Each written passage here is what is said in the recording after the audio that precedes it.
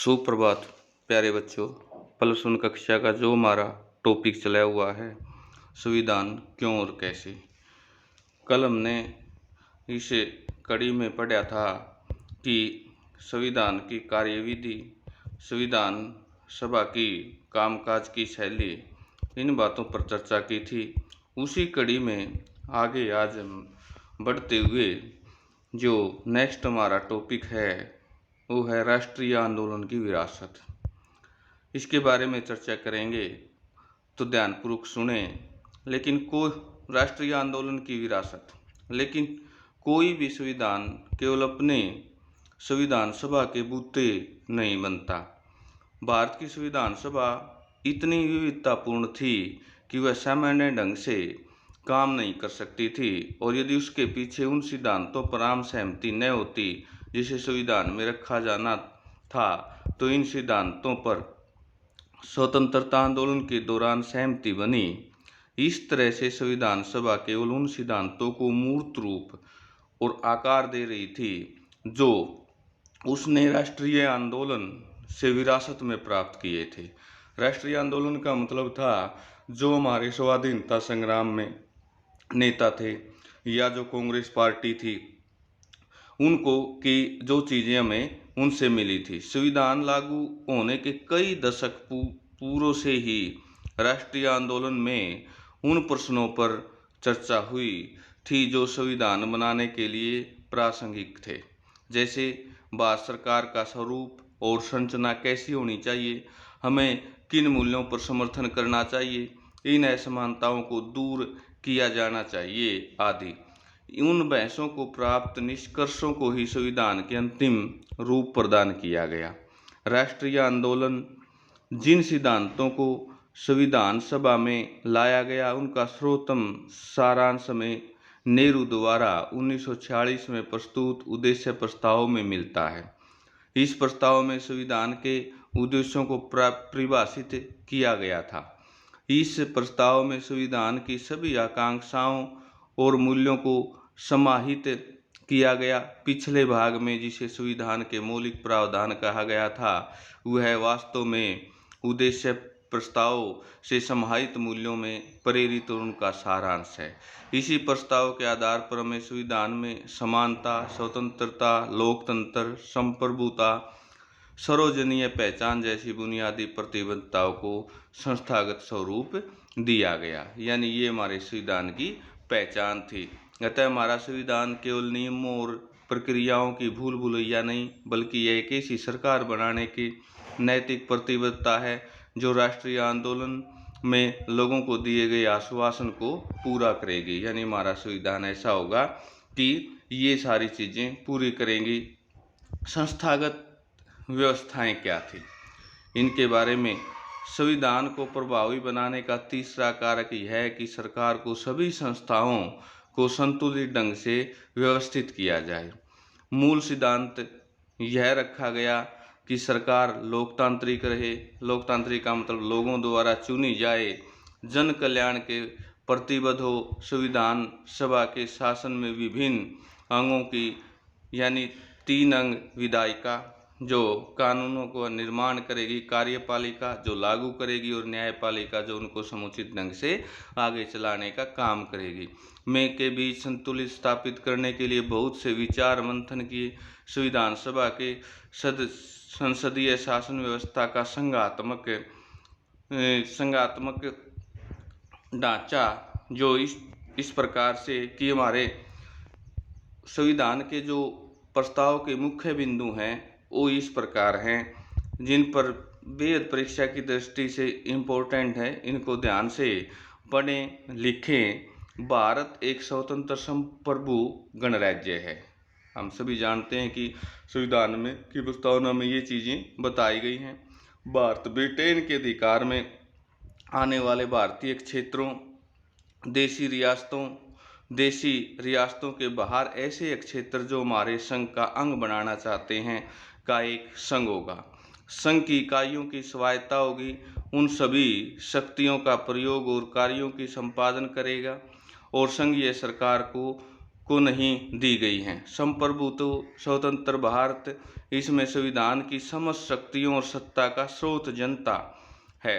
भारत के सभी लोगों को सामाजिक, आर्थिक, राजनीतिक, न्याय, कानून के समक्ष समानता, प्रतिष्ठा के अवसर की समानता तथा कानून और सार्वजनिक नैतिकता की शिक्षाओं में रहते हुए भाषण, अभिव्यक्ति, विश्वास, धर्म, उपासना, व्यवसाय, संगठन और कार्य करने की मौलिक स्वतंत्रता की गारंटी और सुरक्षा दी जाएगी। अल्पसंख्यकों यानी जिनकी संख्या सीमित है, पिछड़े, जनजातीय क्षेत्र, दलित, अन्य पिछड़े वर्गों की समुचित सुरक्षा दी जाएगी। गणराज्य में ऐसी अखंडता तथा थल, जल, आकाश, इसके संप्रभु अधिकारों की रक्षा सभ्य राष्ट्रों के कानून और न्याय के अनुसार की जाएगी। विश्व शांति के मानव कल्याण के लिए देश की स्वेच्छापूर्ण और पूर्ण योगदान रहेगा। इस कड़ी को आगे बढ़ाते हुए क्या कहा गया कि स्वीकार किया कि एक विधायिका और एक कार्यपालिका के बीच तथा दूसरी केंद्रीय सरकार और राज्य सरकारों के बीच शक्तियां वितरण करती हैं। शासकीय संस्थाओं की सर्वाधिक संतुलित व्यवस्था स्थापित करने से हमारे संविधान के निर्माताओं ने दूसरे देशों के प्रयोगों के अनुभवों में कुछ सीखने में कोई संकोच नहीं किया। यानी हमने जो नोट्स तैयार किए थे उसमें ये बताया गया था कि किस देश के संविधान से क्या लिया गया, यानी 6, 7, 8 देशों के संविधानों की अच्छी बातें हमारे संविधान में है और सबसे ज़्यादा प्रभाव हमारे संविधान पर इंग्लैंड और दूसरा अमेरिका का है। इसी प्रकार हमारे संविधान निर्माताओं अन्य संवैधानिक परंपराओं में कुछ ग्रहण करने की भी कोई परहेज नहीं किया। यह ऐसे व्यापक ज्ञान का प्रमाण है, उन्हें किसी भी ऐसे बौद्धिक तर्क, ऐतिहासिक उदाहरण की अनदेखी नहीं की जो उसके कार्य को संपन्न करने के लिए जरूरी था। अतः उन्होंने विभिन्न देशों के अनेक प्रावधानों को भी लिया, लेकिन उन विचारों को लेना कोई नकलची मानसिकता का परिणाम नहीं था, बल्कि बात इससे बिल्कुल अलग थी। संविधान में प्रत्येक प्रावधान को इस आधार पर उचित सिद्ध करना था कि हम भारत की समस्याओं और आशाओं के अनुरूप। यह भारत का सौभाग्य की बात है कि हमारे संविधान सभा में संकुचित दृष्टिकोण को छोड़कर संपूर्ण विश्व में सर्वोत्तम चीजों को ग्रहण किया और उसे अपना बल दिया। यहाँ पर कुछ एक जो बातें हैं वो ये है कि भारत के संविधान विभिन्न देशों के संविधान के लिए किस देश के संविधान से क्या बातें हैं, ये एक चित्र के द्वारा, एक आकृति के द्वारा डाला गया कि किस देश के संविधान से क्या चीज़ें ली गई हैं। बात करें ब्रिटिश संविधान की, संवैधानिक मत के आधार पर चुनाव में जीत का फैसला, पहली बात ये है, यानी वोट के आधार पर चुनाव जीता जाएगा। सरकार का संसदीय स्वरूप, दूसरा है सरकार का संसदीय स्वरूप, ये भी ब्रिटेन के संविधान से लिया गया। कानून के शासन पर विचार, विधायिका के अध्यक्ष का पद और उसकी भूमिका, कानून के निर्माण की विधि।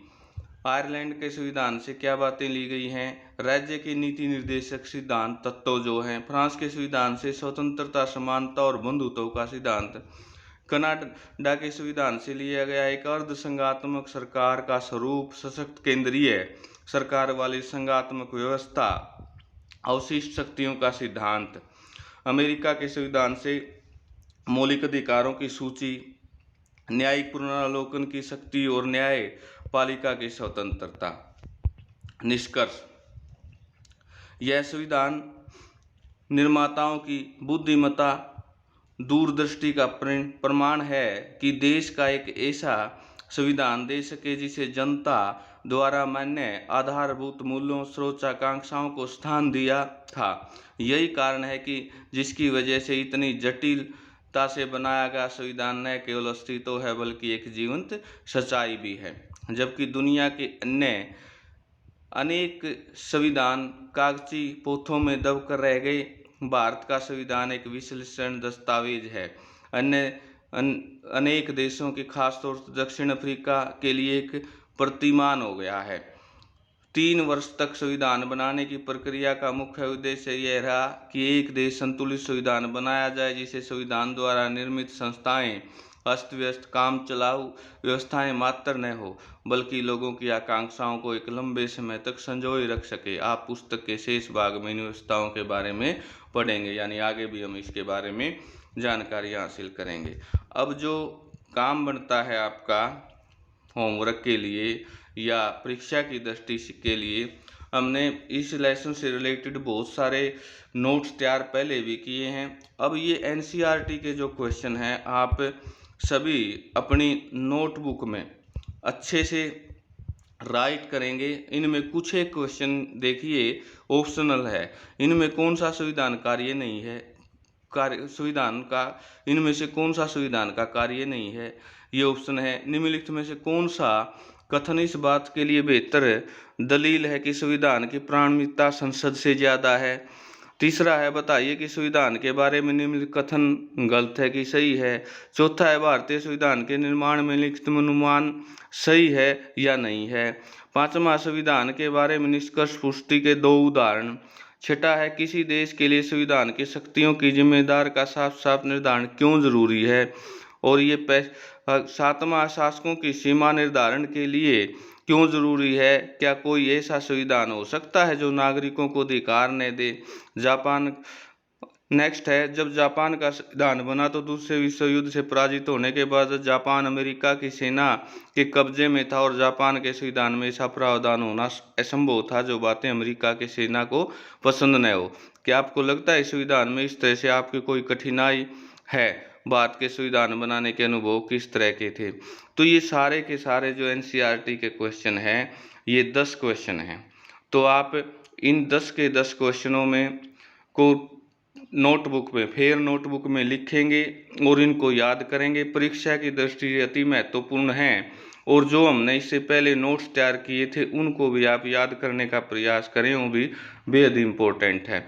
आशा है समझ में आ गया होगा पूरा लेसन। लगभग इस लेसन पर हमने 7-8 दिन खर्च किए हैं, तो इसको ध्यानपूर्वक आप लिखें और याद करें।